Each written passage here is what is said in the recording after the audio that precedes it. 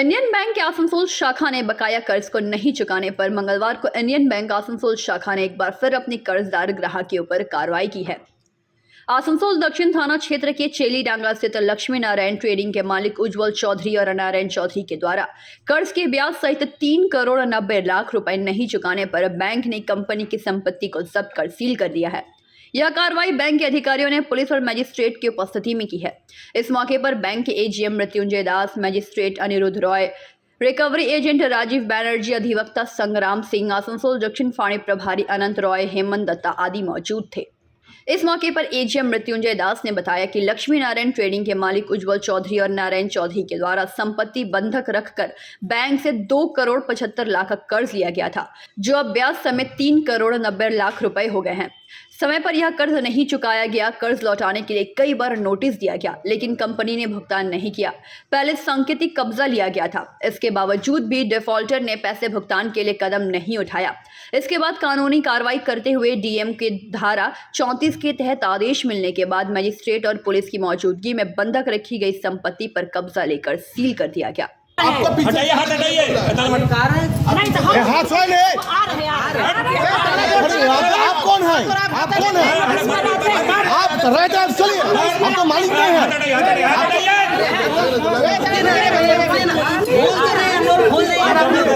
एक मिनट, तुम जबरदस्ती क्यों कर रहे हो? लक्ष्मी नारायण ट्रेडिंग प्रोप्राइटर उज्जवल चौधरी, नारायण चौधरी है ना हैंडल, वो बैंक से 2 करोड़ 75 लाख लिए थे लोन। वो दे नहीं पाए, इंटरेस्ट ये सब टाइमली दे नहीं पाए, तो अकाउंट जो है उनके कारण ना वो एनपीए हो गया था मार्च 2021 में। तो उनका कुछ प्रॉपर्टी मॉर्गेज था, तो बैंक जो है सरफेसाई है ना 13(2) जो है बैंक का जो नियम है ना, ये सरफेसाई 2 में है ना, बैंक अभी आज फिजिकल पोजीशन ले रहा है। पहले इनको नोटिस दिया गया? इनको हाँ नोटिस था, डिमांड नोटिस दिया था 60 डेज का। उसके बाद सिंबॉलिक पोजीशन लिया गया था। उसके बाद वो कुछ जो भी है ना थोड़ा कुछ जो डिले हुआ, तो अभी डीएम परमिशन मिलने के बाद अंडर सेक्शन 13(4) जो है हम आज मजिस्ट्रेट है ना और पुलिस है ना के सहायता से हम फिजिकल पोजीशन ले रहे हैं आज। और आगे क्या करना है?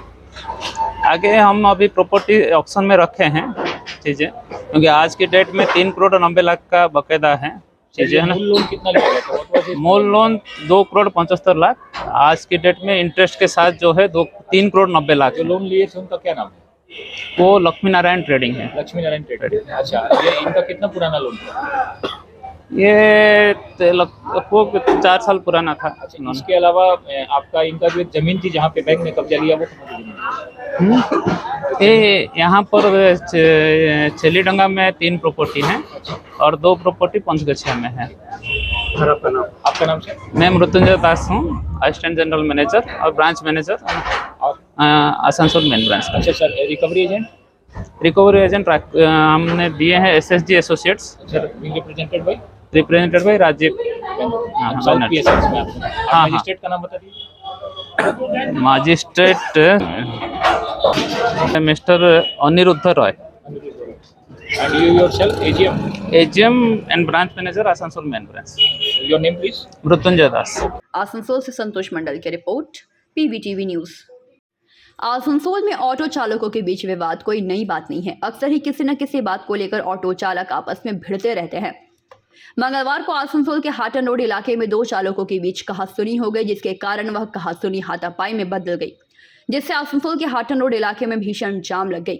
मूल घटना बुधवार की सुबह घटी, जब परीक्षार्थियों को ले जा रहा एक ऑटो चालक ने हाटन रोड इलाके में अवैध रूप से खड़े एक अन्य ऑटो चालक से अपनी वाहन को हटाने के लिए कहा, जिसके बाद दोनों ऑटो चालकों में बहस होने लगी।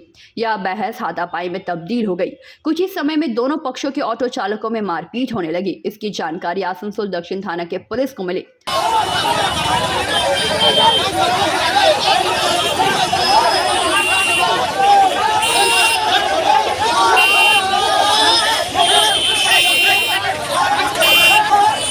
पुलिस घटनास्थल पर पहुंचकर स्थिति को सामान्य किया। इसके बाद पुलिस ने दोनों पक्षों को थाने में बुलाया।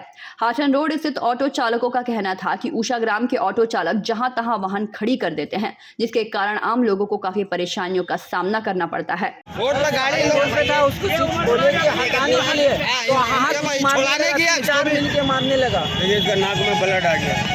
कौन मारा? वो एक आपका साथ का हुआ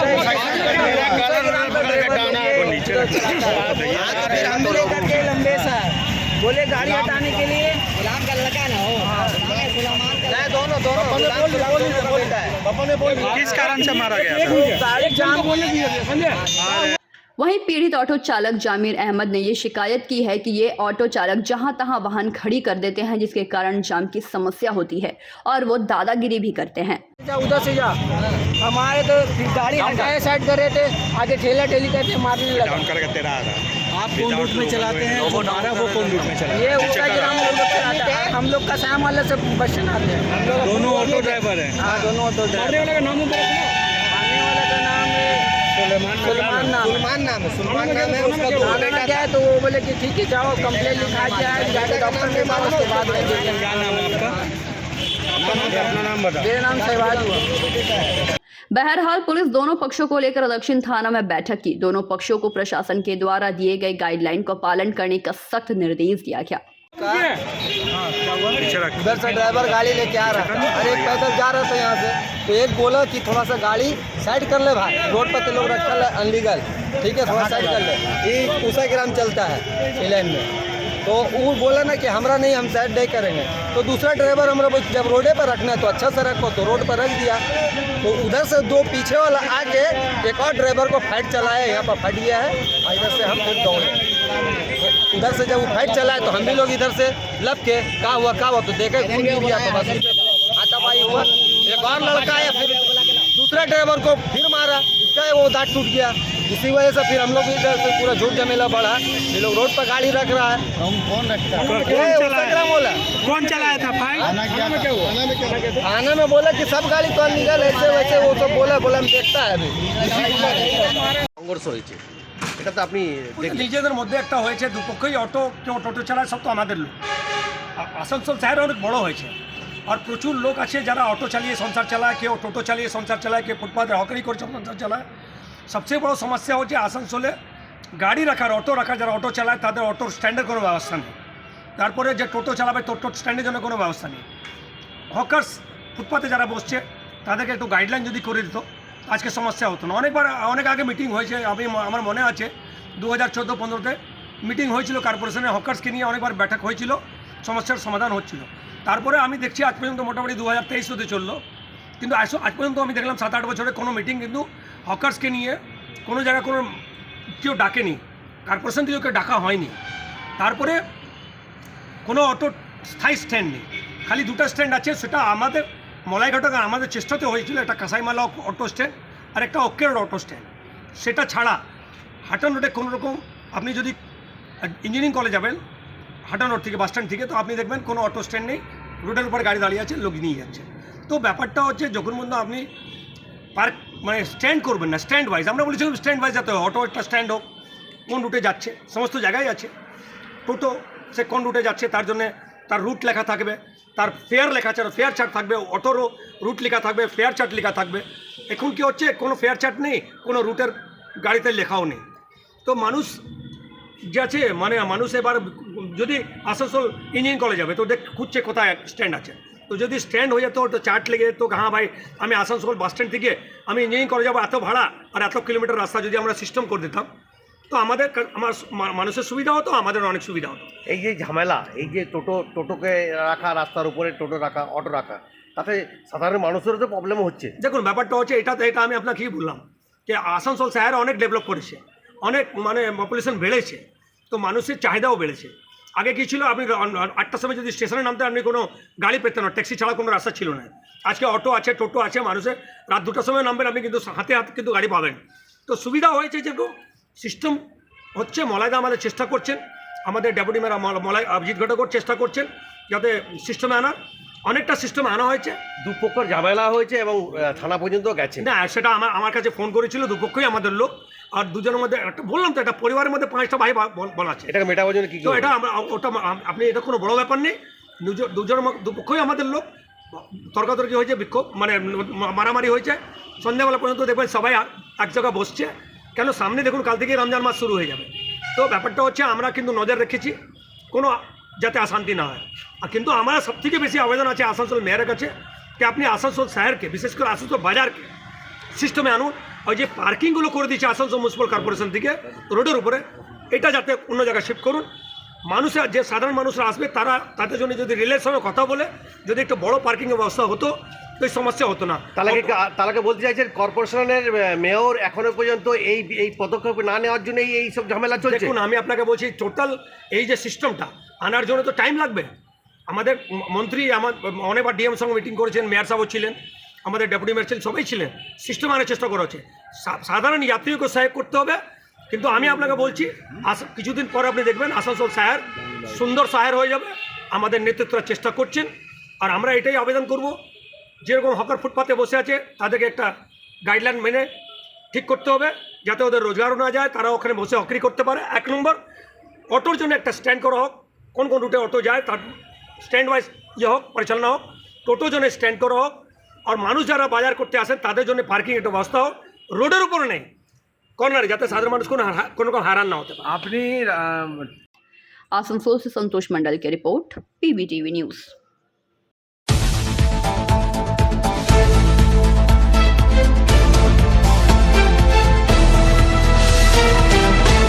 दुर्गापुर में अंग्रेजी माध्यम स्कूल का एक छात्र अपनी बहन को साइकिल पर ट्यूशन पहुंचाने जा रहा था, लेकिन इस दौरान वह लापता हो गया, जिससे इलाके में सनसनी फैल गई। घटना की जानकारी मिलते ही कांगसा थाने की पुलिस छात्र की तलाश में जुट गई, लेकिन बुधवार को भी उसका कोई पता नहीं चल सका।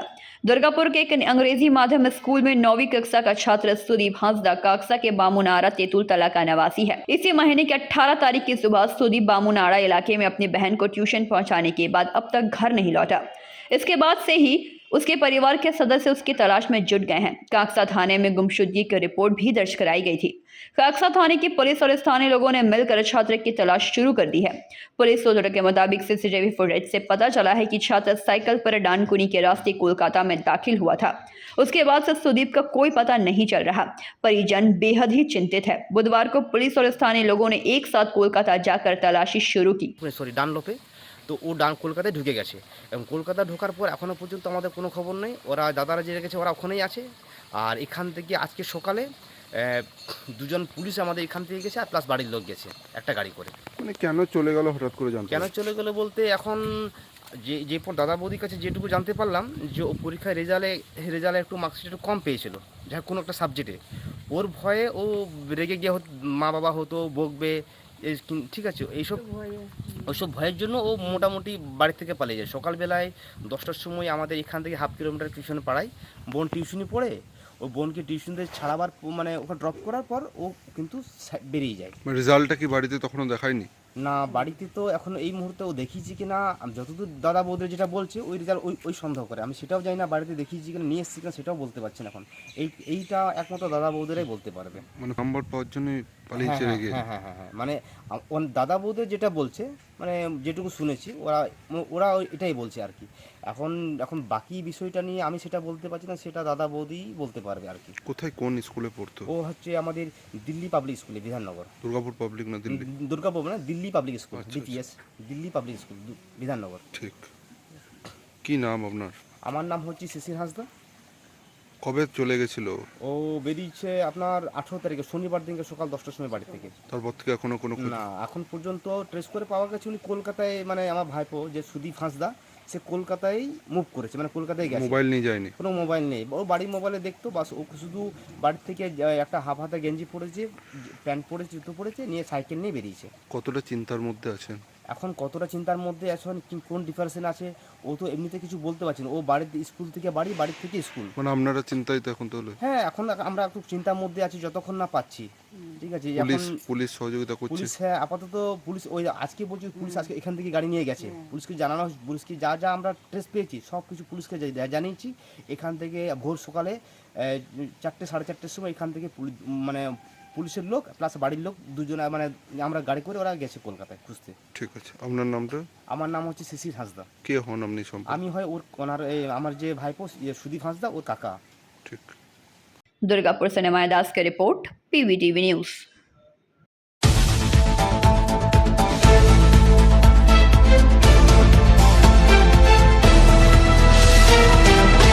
आज से हिंदू संप्रदाय के सबसे प्रमुख त्योहारों में से एक नवरात्रि की शुरुआत हो चुकी है और नवरात्रि के पहले दिन मां दुर्गा के प्रथम स्वरूप मां शैलपुत्री की उपासना की जाती है।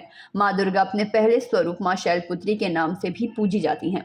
मां शैलपुत्री नव दुर्गाओं में से एक है और भाग्य और समृद्धि की प्रदाता हैं। भक्त उन्हें मां प्रकृति के रूप में मानते हैं और उनके आध्यात्मिक जागरण के लिए प्रार्थना करते हैं। इसके अतिरिक्त देवी सभी भाग्य की प्रदाता चंद्रमा को नियंत्रित करती हैं और नवरात्रि की शुरुआत कलश यात्रा के साथ की जाती है। कलश में संपूर्ण देवी देवताओं का वास माना जाता है। किसी भी धार्मिक कार्यक्रम या नवरात्रि की पूजा में कलश को सभी तीर्थ स्थलों, देवी देवताओं का वास आदि का प्रतीक मानकर स्थापित किया जाता है, जिसके तहत रानीगंज में भी नवरात्रि की धूम देखने को मिली। रानीगंज के हाटतला शिव मंदिर रोड स्थित श्री श्री शीतला मंदिर कमेटी की ओर से शीतला मंदिर से 121 कलश यात्रा निकाली गई, जिसमें कन्याओं से लेकर युवतियों ने हिस्सा लिया। गाजे बाजे और हर्ष उल्लास के साथ भगवा रंग का झंडा लिए कलश यात्रा शहर के विभिन्न इलाकों की परिक्रमा कर वापस मंदिर में पहुंचकर संपन्न हुई। मंदिर कमेटी के अध्यक्ष ओम प्रकाश साव और सचिव रामविलास साव समेत मंदिर कमेटी के समस्त सदस्यगण ने कार्यक्रम में मुख्य भूमिका निभाई। साथ ही कलश यात्रा में मुख्य अतिथि के तौर पर बोरोदो के चेयरमैन और 89 नंबर वार्ड पार्षद शहजाद अंसारी ने भी हिस्सा लिया। दूसरी ओर रानीगंज के हथिया तालाब देवी मंदिर स्थान से भी 2 से 51 कलश यात्रा निकाली गई, जिसमें कई महिलाओं और युवतियों ने हिस्सा लिया, जो पूरे शहर की परिक्रमा कर वापस अपने गंतव्य स्थल पर पहुंचकर समाप्त हुई।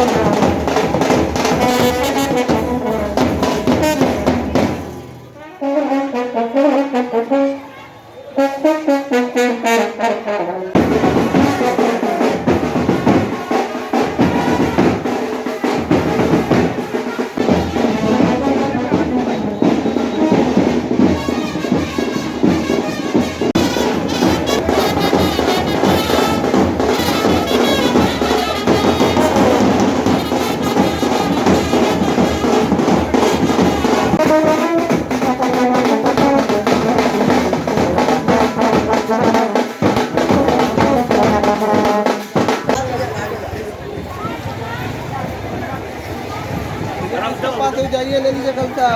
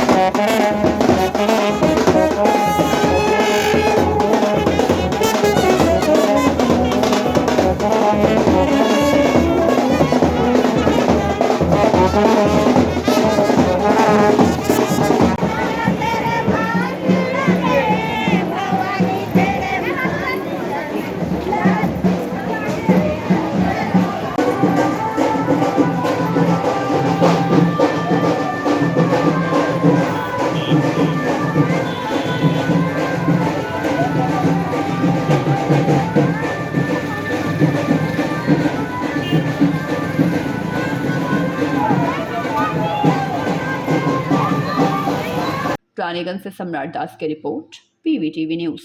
दुर्गापुर शहर के 11 नंबर वार्ड अंतर्गत कुरुलिया डंगाल ग्राम इलाके में रविवार को रहस्यमय तरीके से 2 बच्चों समेत एक ही परिवार के 4 सदस्यों के शव घर से बरामद होने से घटना को लेकर इलाके में मातम पसरा हुआ है। घटना में शामिल लोगों को कड़ी से कड़ी सजा देने की मांग को लेकर मंगलवार शाम कुरुलिया इलाके में मौन जुलूस निकाला गया एवं दोषियों को फांसी की सजा देने की मांग की गई।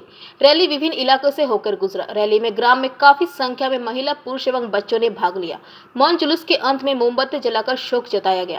जुलूस में शामिल ग्रामीणों ने बताया कि बीते रविवार इलाके में जमीन कारोबारी अमित मंडल, पत्नी रूपा मंडल एवं 2 शिशुओं के रहस्यमय मौत में शामिल 3 दोषियों के बाद अन्य दोषियों को गिरफ्तार नहीं कर सकी है। 20 लोगों के नाम दुर्गापुर थाने में पहले ही शिकायत दर्ज कराई जा चुकी है, जिसमें मृतक अमित मंडल की मां बुलू रानी मंडल, प्रशांत नायक एवं शीला नायक को गिरफ्तार किया गया है। बाकी 17 लोगों को पुलिस गिरफ्तार नहीं कर रही है। प्रशासन को सभी लोगों को गिरफ्तार कर उन्हें कड़ी से कड़ी सजा देनी होगी। घटना में शामिल सभी लोगों को गिरफ्तार करने और कड़ी से कड़ी सजा देने की मांग को लेकर इलाके में मौन जुलूस निकाला गया।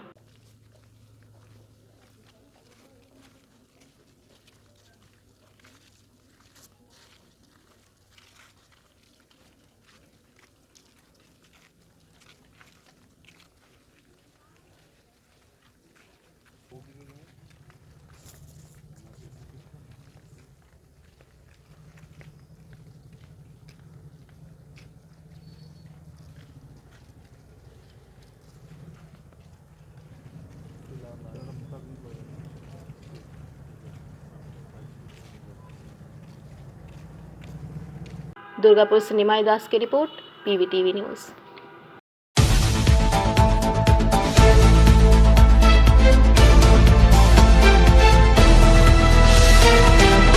दुर्गापुर शहर के 8 नंबर वार्ड अंतर्गत प्रांतिका तालतला बस्ती में बीते 10 फरवरी को दोपहर 1 बजे लगी भयानक आग से प्रभावित हुए 35 परिवार को बुधवार दुर्गापुर नगर निगम द्वारा 10,000 रुपये करके आर्थिक सहयोग प्रदान की गई।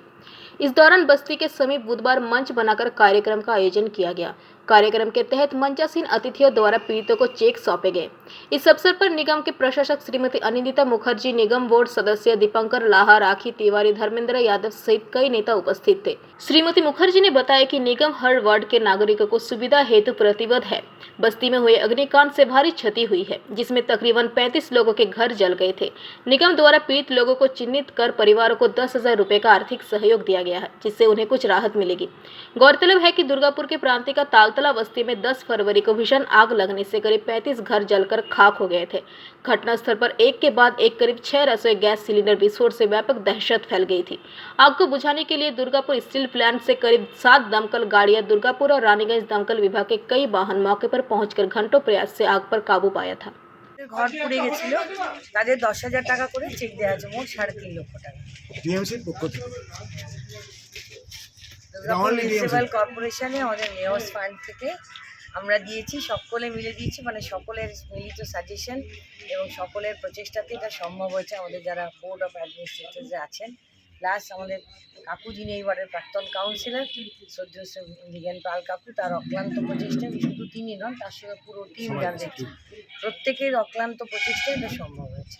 বলছি এই 10,000 টাকা যেটা দিয়েছেন এটা বাড়ি করার জন্য আমরা দিয়েছি। এবার সব দেখুন, পুরো বাড়ি করে দেওয়া তো সম্ভব হয় না আমাদের পক্ষে। আমরা যতখানি পেরেছি চাল, ডাল, জামা কাপড়, কম্বল, তিরপল ইত্যাদি ইত্যাদি সব ব্যবস্থা করেছিলাম, কিন্তু ইনিশিয়াল তাদের তো লাগবে। বাসনও দিয়েছি, ওকে বলা সম্ভব না। এবার ওনারা যদি অন্য জায়গা থেকে কালেকশন করেন কিছুটা নিজেদের টাকা, এবং নবান্নতেও আমরা জানিয়েছি, সেখান থেকেও কিছু আসতে পারে। এটা তাদের প্রাথমিক অনুদান, বাড়ি করানোর প্রথম পদক্ষেপ যে আমরা কর্পোরেশন থেকে এই আর্থিক অনুদান তুলে দিলাম। 35টা পরিবারকে 2 লক্ষ করে তো দেওয়া সম্ভব নয়, আমরা দিলাম। এবারে আরও অন্যরা অনেকেই এগিয়ে আসবেন, তারাও দেবেন। আমাদের সরকার থেকে আবার সরকারেরই আমরা অংশ, আবার নবান্নতে যিনি আমাদের মূল, আমাদের মা, আমাদের সব কিছু, মমতা বন্দ্যোপাধ্যায়।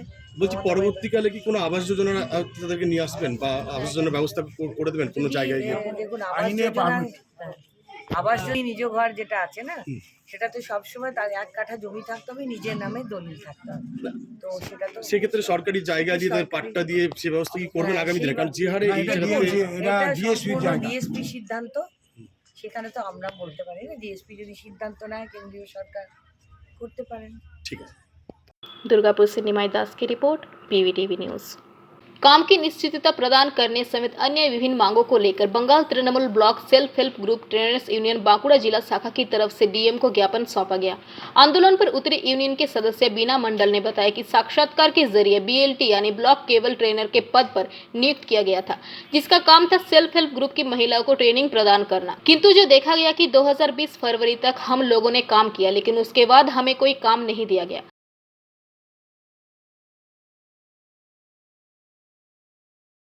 ইন্টারভিউর মাধ্যমে তো এখন আমাদের কোনো কাজ নেই।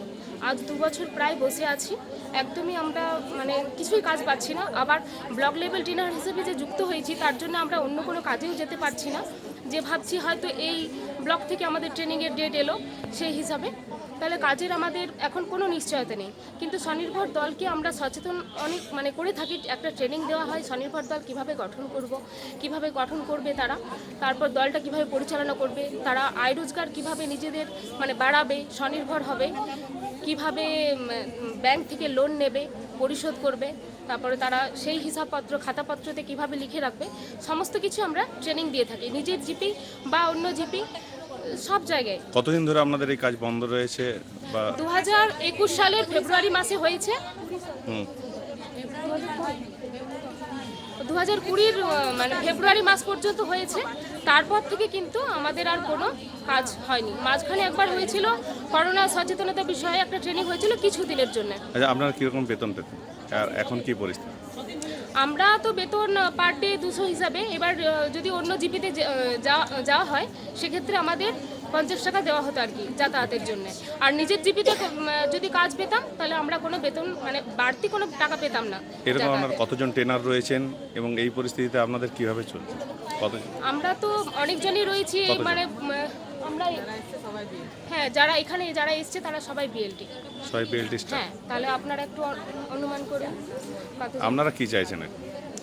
আমরা চাইছি আমাদের কাজের নিশ্চয়তা হোক, আমরা অর্ডার কপি যেটা এসে গেছে সেভাবে আমাদের কাজ দেওয়া হোক, সেভাবে আমাদের কাজটা দেওয়া হোক, আমরা ওইটাই চাইছি। আপনার নাম? আমার নাম বীণা মণ্ডল। আমরা আজ 4 বছর ধরে বসে আছি, আমাদের অর্ডার কপি আসা সত্ত্বেও আমরা কাজ পাচ্ছি না। কেন পাচ্ছি না? আমরা তো আন্দোলনে নামতে বাধ্য হয়েছি, আমরা কেন কাজ পাবো না? মূলত কি কাজ করতেন আপনারা? মূলত আমরা স্বনির্ভর দলগুলোকে ট্রেনিং দেওয়াতাম, তারপরে দলের খাতা সারা থেকে শুরু করে সমস্ত কিছু কাজ আমাদেরকে দিয়ে করানো হতো। তারপর এখন আমাদের আজ 4 বছর ধরে আমরা বসে আছি, কোনো কাজ নেই, কোনো কাজ আমাদের নেই। তাহলে আমাদের মানে কি বলবো, আর্থিক অবস্থাও খারাপ হয়ে যাচ্ছে। আমাদেরকে এইভাবে নিয়োগ করে দীর্ঘদিন ধরে বসিয়ে রাখছে, এগুলো কি ঠিক? তার জন্য আমরা আন্দোলনে নামতে বাধ্য হয়েছি। আমরা অনেকের কাছে গেছি, কিন্তু আমরা কোনো সুরাহা হয়নি বলে আমরা আন্দোলনে নামতে বাধ্য হয়েছি। আর আজও যদি সুরাহা না হয় আমরা এর থেকে আরও বড় আন্দোলন করব। আপনার নাম? আমার নাম সুনিতা চক্রবর্তী মুখার্জি, আমি সালতরা ব্লক থেকে এসেছি। बांकुड़ा से अनुप रॉय की रिपोर्ट, पीवीटीवी न्यूज़।